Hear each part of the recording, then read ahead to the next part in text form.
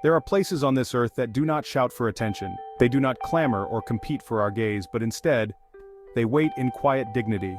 Their presence felt more than seen. They simply exist, waiting for you to hear their quiet call, a call that is felt deep within, rather than heard with the ears.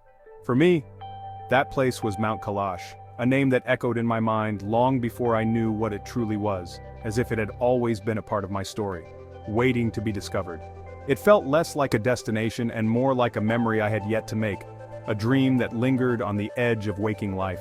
The mountains seemed to pull at a part of me I had forgotten, a spiritual thread connecting me to something ancient, something timeless and enduring. This was not a decision born of reason or planning, but a deep, instinctual need, a yearning for stillness in a world that never stops moving, a longing to step outside the noise and find a place where silence reigns. Images of Kailash, a dark pyramid-like peak, crowned with eternal snow, standing alone against the vast Tibetan sky, filled my imagination. Its silhouette seemed to promise both mystery and revelation.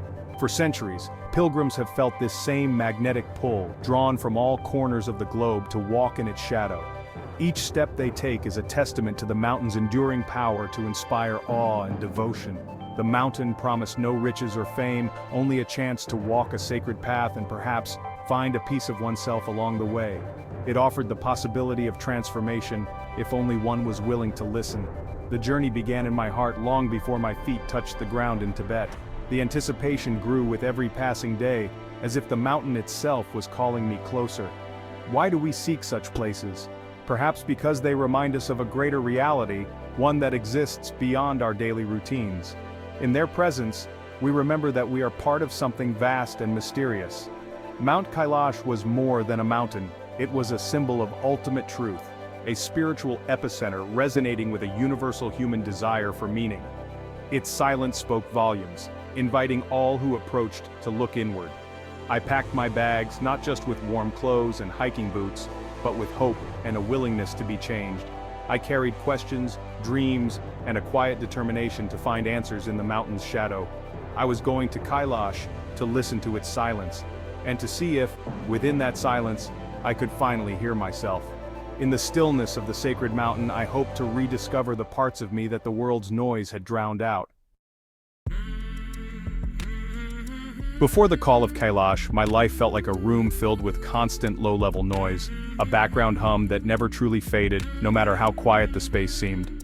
I was living in a modern city, surrounded by the ceaseless hum of technology, the glow of neon lights, and the relentless pace of daily obligations that seemed to never let up. My days blurred into a cycle of screens, endless notifications and tightly packed schedules, each moment filled with digital noise and constant demands for my attention. I was connected to everyone, yet profoundly disconnected from myself, feeling like a stranger in my own life, drifting through crowds but never truly present. There was a growing emptiness inside, a sense of being adrift with no land in sight, as if I was searching for something I couldn't quite name. I pursued success, collected experiences, and filled my time with endless activities, yet something essential was missing, a deeper meaning that eluded me no matter how much I achieved. The constant stimulation of the modern world became a distraction, a way to avoid deeper questions, numbing me to the quiet voice within that asked for more. Who was I really beyond my job title and social roles? Was there a truer self hidden beneath the layers of expectation and routine? The noise of the world drowned out the whispers of my own heart, making it nearly impossible to hear my own thoughts or desires. This feeling of being lost was a slow, creeping realization that the life I was living was not truly my own, but a version shaped by outside pressures and expectations. I longed for silence, for a space where I could simply be, without the pressure to do or become, just a moment to breathe and listen to the quiet within. The idea of Mount Kailash took root, growing slowly in my mind as a symbol of something pure and untouched. It represented everything my current life was not: remote, silent, sacred, a place where the noise of the world could finally fall away. The journey to Kailash became a quest for authenticity, a chance to strip away the non-essential, to let go of distractions and find the core of my being. I needed to trade the noise of the city for the silence of the mountain, hoping that in the stillness, I might finally find my way back to myself, to a life that felt truly my own. Mount Kailash is not just a mountain, it is a living sanctuary, a place where the divine is believed to touch the earth. Its sacredness is not limited to one faith but is a point of convergence for four major religions: Hinduism, Buddhism, Jainism, and Bon. For Hindus, Kailash is the abode of Lord Shiva, the god of transformation, meditating at its peak. Buddhists see it as Mount Meru, the cosmic center home to Demchog, representing supreme bliss. The Tibetan yogi Milarepa's legendary contest here established Kailash as a paramount site for Tibetan Buddhism. Pilgrims circle the mountain to honor these legacies, believing one circuit can wash away the karma of a lifetime. For Jains, it is Ashtapada, where their first Tirthankara attained liberation. The ancient Bon religion reveres it as the soul mountain, the axis of their spiritual world. Bon pilgrims walk counterclockwise, unlike the others. This convergence of four faiths makes Kailash a unique and powerful symbol of universal spirituality.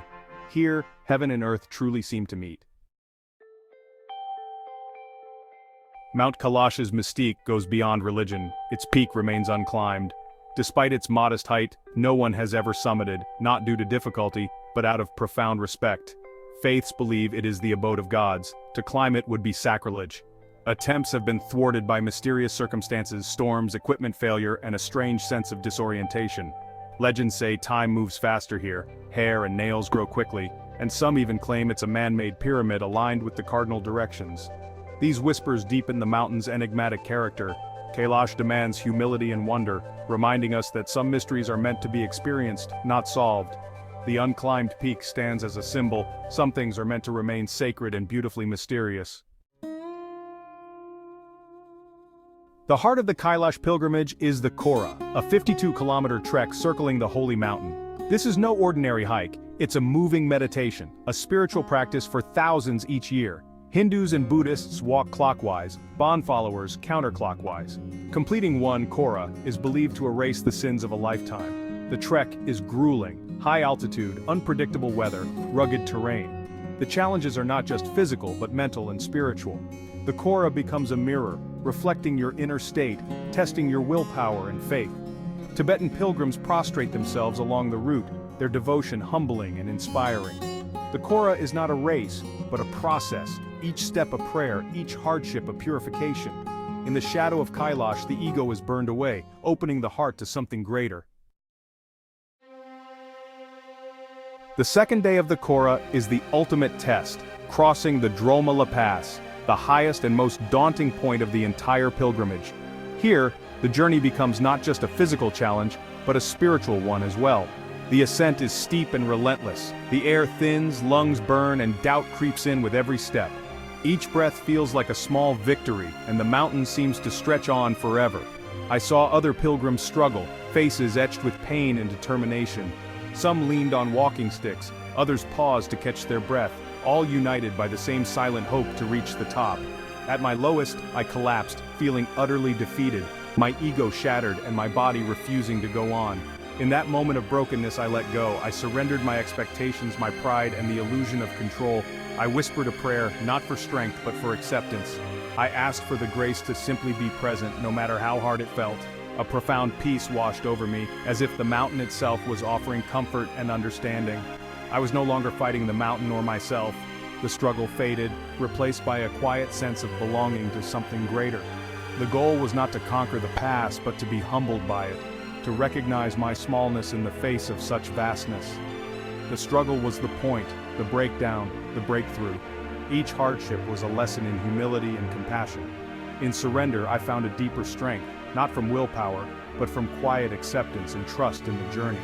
I rose, my steps lighter, my breathing calmer, as if carried by the mountain itself, supported by something unseen. Reaching the top, I felt not triumph but immense gratitude. The view was breathtaking, but the real reward was the transformation within. I had been broken open, and in that brokenness, I found grace.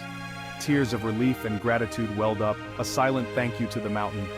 The mountain had taught me the power of surrender, and in letting go, I discovered a peace I had never known before. At the top of Dromala Pass, surrounded by prayer flags, I realized the journey was never about reaching a place. The mountain was a catalyst. The true pilgrimage was within my own heart. Kailash became a mirror, reflecting my fears, ego, and attachments. The thin air stripped away my strength, the path stripped away my defenses. Each step was a chance to observe, to let go, to practice compassion. Spiritual journeys aren't about escaping the world but finding a better way to live in it. You travel to holy places to find the divine within yourself, to carry it back into daily life. Kailash didn't give me answers, it taught me to ask the right questions. The sacred is not external but an internal state to be cultivated. The peace I found was not just from the mountain's silence but from the silence within myself. The real Kailash was the unshakable center of peace I discovered inside.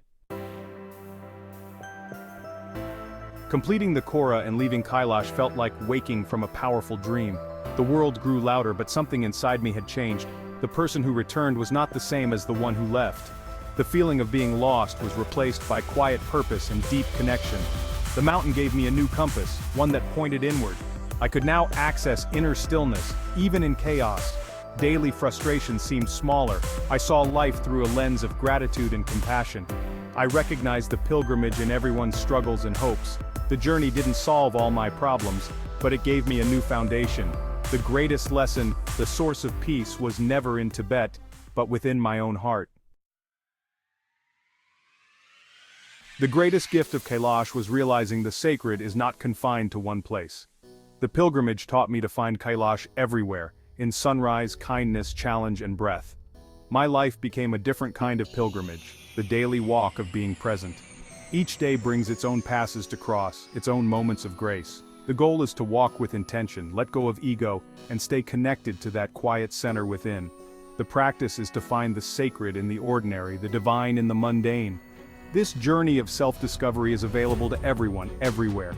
Your mountain might be a relationship, a project, a fear, or the challenge of living authentically. Approach it with humility, courage, and a willingness to surrender. The journey is not about conquering the mountain, but about allowing it to transform you.